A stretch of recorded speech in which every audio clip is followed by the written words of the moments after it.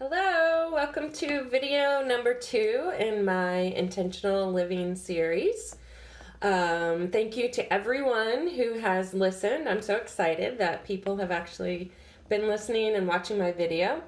And especially thank you to everyone who has subscribed. As you know, I'm trying to get a custom URL, which means I need 30 subscribers. So if you listen to this video and you like it and you want to hear more from me, then definitely go ahead and hit that subscribe button. Okay, on to the video. So last week I talked about how having a word of the year can fit into your intentional life. And how it works seamlessly within the concepts of living according to your values. And this week, what I want to do is go back, just step back a little bit and just talk about and think about the word of the year concept. I don't know how exposed you have been to choosing a word of the year, how you might go about doing that, what that means, why anyone would do that. For me, it's right now, it comes naturally to me. I started thinking about what I wanted my 2019 word of the year to be, sometime into November, beginning of December. And it's just kind of a natural part of my practice during really when it starts getting cold and I know the end of the year is coming. But it certainly wasn't like that, hasn't always been like that. This is my 4th year choosing one word that I sort of want to be an umbrella for my year. A guide for my year, and it's gotten easier every year, so I can give you that assurance. But it's overall the practice is a practice, just like anything else that intentional living is about. It's not something. There's not some end goal in mind. There's not a right way and a wrong way. It's a practice, and you figure out what works best for you. So what I want to do is just share kind of how I go about choosing my word of the year, just as an example of a real life example of someone who does this, and maybe give you a couple other tips along the way, and then hopefully that will either inspire you to select your own word of the year, or do some retroactive, if you've already chosen a word of the year, maybe do some retroactive sort of like reflection. I wanted to start with two very important things. The first is that it's not too late. And that's just some general life advice. Whatever you're thinking about, it's not too late. But as far as a word of the year is concerned, there's no, you don't have to know your word of the year on January 1st. You don't, what day is it? It's January 8th or something like that. You don't have to know it yet. You don't have to know it on April 1st. I mean, it's your year and it's your word. So whenever it feels right to you, that's, listen to your intuition, your instincts. And this isn't, like having a resolution where, on January 1st, I'm going to commit to something. The second very important point is that you can choose a new word of the year anytime you want to. We have a saying around our house that goes, you can reset your day whenever you want. So it can be 2:00 in the afternoon and you could be feeling like shit and you've been fighting with your brother all day long and you haven't been drinking water, and you're just generally cranky, and you can stop right then and say, I'm going to reset my day. And it's a mindset shift. So then the rest of your day does not have to proceed in that manner if you don't want it to. And so I want to carry that very encouraging wisdom over to, this practice. So if you do select a word of the year and your year's humming along, and for any reason it starts to feel artificial or it starts to feel overwhelming or underwhelming, if it just doesn't feel right, then I encourage you to sit with that and see what you think. Maybe it's time to choose a new year. Maybe it's time to do some reflection, redefine that word. Whatever makes sense for you. Again, this is about your intentional life, not about the expectations of someone else. Certainly not about my expectations. Because I don't care what your word of the year is. I do care in that I want to know and I want to encourage you. But I don't care what specific word you choose because it's about your life and not mine. Okay, let's get started. I'm going to start with how I go about choosing my word of the year. And even though it fits in more seamless with me, I do want to make clear that it is a choice. So it's not something where like, you know, I wake up in the middle of the night and get a vision or anything like that. It isn't handed down to me from some spiritual advisor or goddess or angel. And so it is a choice. It's something that I set about to do intentionally. And what I do is, again, sometime towards the end of November, beginning of December, like after Thanksgiving, Thanksgiving's a tough one for me. So after that's over and before I get into the holiday madness, I just start paying attention. So that's the first step. And I pay attention to the words that are showing up in my life. As a writer, and an editor and a publisher and an avid reader, a lot of words come through my life. So it's not as basic as it sounds. But what I'm really looking for or trying to pay attention to are repetition, repeated words or theories or philosophies. And sort of paying attention to those, making note of them, seeing how often are these words showing up, where are they showing up, paying attention to my social media feed, which I curate so that it is providing me with the positivity and inclusiveness that I'm looking for. So I have that trust and sort of that basic trust set up with my social media feed. And then I can, anything that comes across, I don't have to like second guess its origins and things like that. Also in journaling, if you have a journaling practice, you might start paying attention to those kinds of things. I know some people at the end of the year will reread or reflect on their journal. So that's something you could look for. Definitely if you're reading books, particularly, what we would think of as a self-help book, or any book that's based on values and intentional living. I've done things such as like circling words that stood out to me. Just in general, start paying attention. And I would, 3 or 4 words are going to start showing up, most likely more than others. I mean, it could be more, could be less. It could be one clear word from the beginning. But if you start paying attention, I think you will be drawn to some words. And then it's like the new car thing. Like you get a new car and then all of a sudden you drive around and you notice that everyone has that same car. And that's kind of, that's the law of attraction at its very, in its very simplest form. So if you're drawn to a single word initially, then it's not like necessarily more abundant in your life from like literally speaking, but you will start noticing it more, and that's what makes it more abundant. The next thing I do after and I wanted to say that usually the law of 3 is a very good law. So especially if it's like in one day, you see the same word like come across your feed maybe 3 times, then that could be, nothing is, guaranteed or set in stone. That could be a very easy way to say, oh, maybe this word is speaking to me. Maybe this is something I want to investigate. So that's something to keep in the back of your head. The next thing I do after I start paying attention is I check in with myself. And this could be a single check-in. I set aside a morning to to reflect and actually have a conversation with myself.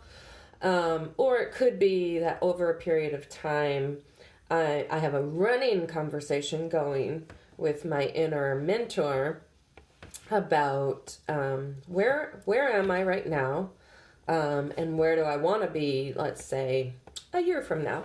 And also, almost more importantly than that, my conversation tends to be more, who am I right now, and who do I want to be a year from now? So you can think of it as checking in with your goals or intentions, your desires, your values, but just really, starting that conversation and maintaining that conversation however it comes about for you. It could be through journaling, it could be through, again, just a running conversation in your head, something that you come back to. I have trouble sleeping, so sometimes I come back to that at night and I spend some time thinking about it then. And just really sitting with those questions is going to help you, especially if you've already been paying attention to different words. Then sitting with those questions, what it's going to do is start weeding out anything that's really not applicable. I started thinking a year ago, actually, I started thinking that my word for 2019 might be compassion. And it was for lots of reasons, but it definitely had been showing up. And I didn't feel as though I needed to change my word, but as a concept, it was something that I was very attracted to, something that I really wanted to investigate. So my conversation really started happening like a long time ago. And so it was on again, off again. I would say like around the middle of the year, I was like 100% certain that in 2019 was going to be compassion, that my word of the year would be compassion. And as it got closer and closer and closer, I felt a little less strongly about that as a word.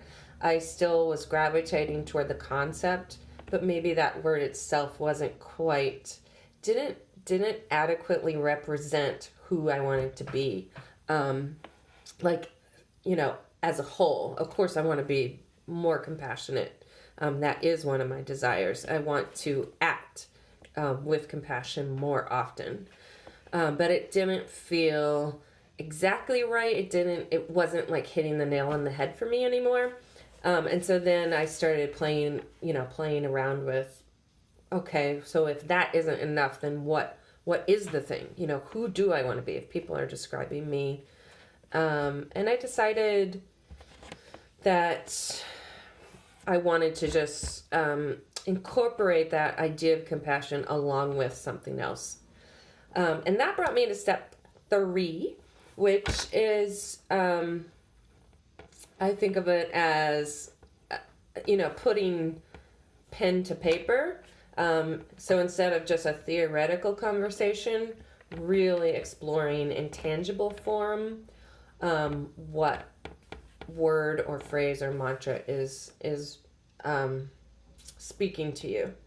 So I would, for me personally, that means writing, because that's my primary creative expression, but definitely drawing, doodling, creating something, journaling, writing a blog post, whatever is you want the mode of expression in this case to be something that comes naturally to you, so that the discomfort or that you're feeling will be more in relation to topic. And if you're feeling very comfortable in your medium, as I do with writing or free writing, then you don't have to so much worry about your critic turning on and saying, oh, well, are you writing that correctly, or are you drawing that correctly? You can pay more attention to your intuition saying, is this specific word the one that you want to go with? So I think during that process, for me, it didn't take me very long. On step 3, it didn't take me very long to come up with listening. And I'm going to say more about why I chose listening in a minute. But I want to go ahead and talk about step 4, which is when you think you have the word, and let me just pause and say, I say word of the year, but it could be a phrase, it could be 2 words, it could be 3 words, it could be a mantra that you write yourself. So word of the year is, in this case, does represent a larger category. So it could be 2 or 3 words, a phrase. That's totally up to you. But then once you've chosen that word, once one clear word or phrase is speaking to you, then step 4 is to sit with it. And I think this is a really good reason why you want to start maybe end of year. Winter is a really good time to go inward, to reflect, to have conversations with yourself. We sort of naturally want to do that anyway. We want to protect ourselves from the cold elements. We're bundling up, maybe wearing more clothes, covering more parts of our body, staying indoors more, lighting a fire. So winter is a really good time to then, start stirring those feelings and thoughts. And then by the time you get to the place where you think, oh, this might be the one, this might be my word, and then you can sit with it and you have some time, you're not feeling pressured or rushed to choose something before you've had a chance to really sit with the idea. And as you're sitting with it, I think this is a good time to investigate, not just, definitely investigate what the word itself means. What is the definition of this word? I think that's always interesting. I know I'm a word nerd, but try it. You might like it. Look up the actual definition. But as you're sitting with it too, I think it's important to ask yourself, what does this word mean to me? Where have I seen this word? How has it shown up for me in the past? And just really, I think it's important before you fully commit. For myself, I want to know, what does this word mean to me personally? So that I think there's no hesitation, I guess, on my part when it finally comes time to say it out loud, or to put it on my vision board, or whatever whatever way you're gonna signify this word of the year. I also encourage you, and do myself, think about the part of speech. It doesn't matter what part of speech it is. It could be an adjective like brilliant, or it could be a verb like listen. It could be one of your values, or it could be an abstract concept like love, or it could be something very specific like organization. And none of that matters in general, but I hope that it will matter to you. I think it's very important to think about, do I want the word to be belief, a noun, or do I want the word to be believe, a verb? And again, it's you, it's your word, it's your life, so it's totally up to you. But I like the idea of knowing why you chose listening versus listen, or listens, or listener. So when I sat down to be with the word listening, that was the form that the word spoke to me in. But with intentional living, one of my practices is to go ahead and go through the process of figuring out why I've made a decision, to see if my instinct is correct. So my instinct was choose the word listening in that form. But then I wanted to go through the intentional process of saying, okay, what does that mean? Is that really the form of the word that I want to stick with? And so, as someone who is really interested in the power of language, one of the things I will say about an active verb like that, listening with the ing, is that to me it speaks of an ongoing process. So where listen would be static, listening to me feels dynamic. The other thing I like about the form of listening is that it is both a noun, it's an act. I am listening. I am in the process of listening or something like that. And it's an action. So it's a state of being and it's also an action. So those are the kind of nerdy word things I thought about.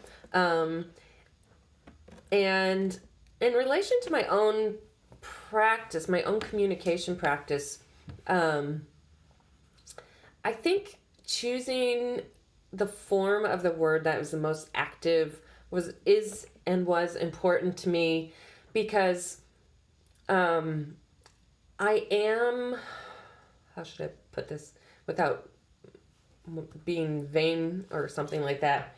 I am a good listener. I am able to sit with people and listen to what they're saying. But I think I'm seen as a good listener. People share things with me.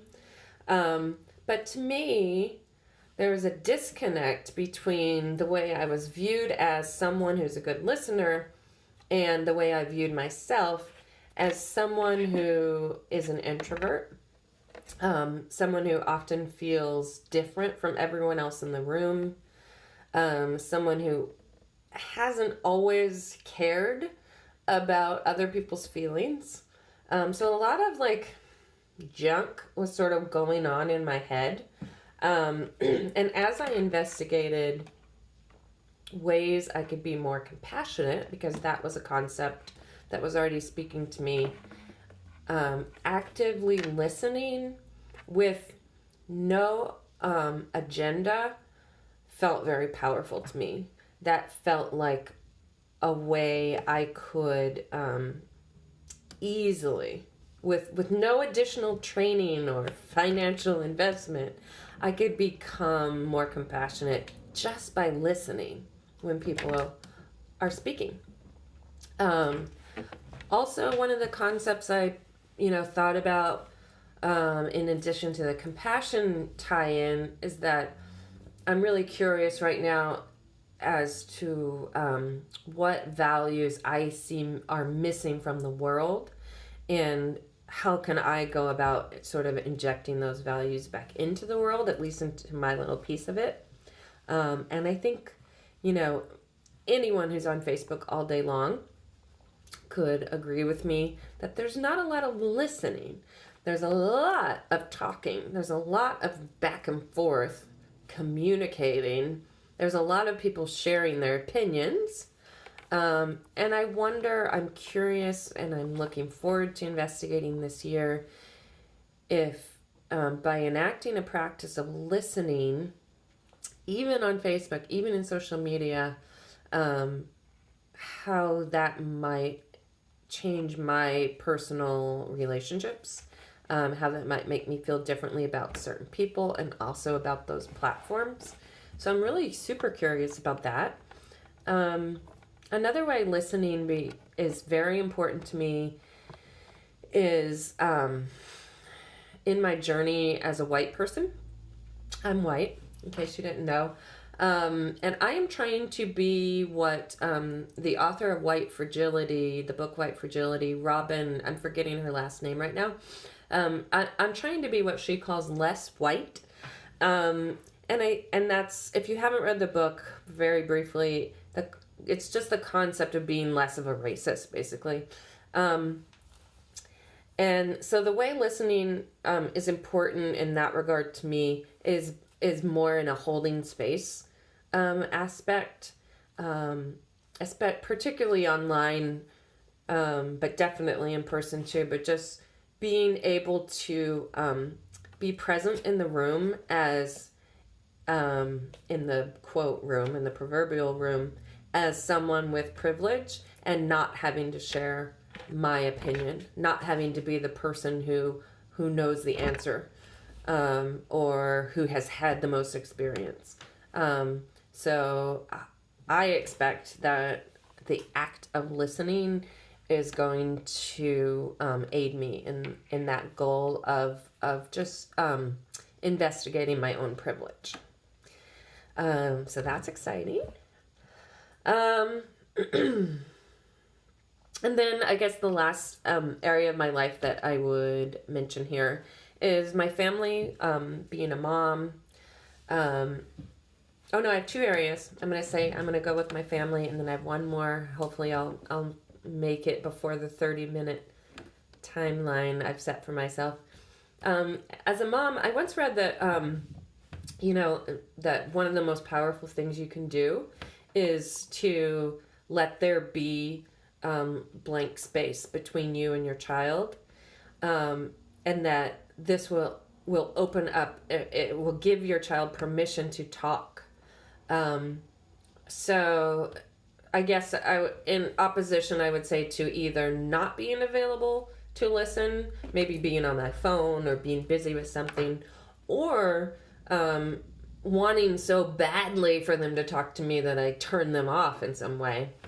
I'm curious to see how just being present and available as a listener will, affect those relationships with my hubs and also with my two kiddos, one of whom never shuts up. So this will be super interesting. And the other whom, he needs a lot of encouragement to share. So, it's going to be super, super interesting to see how it plays out in both of those dynamics. Finally, I'm excited about the practice of listening and compassion being added into my growth as a leader. I've gone this whole time without mentioning the magazine. I just want to say I'm proud of Lily.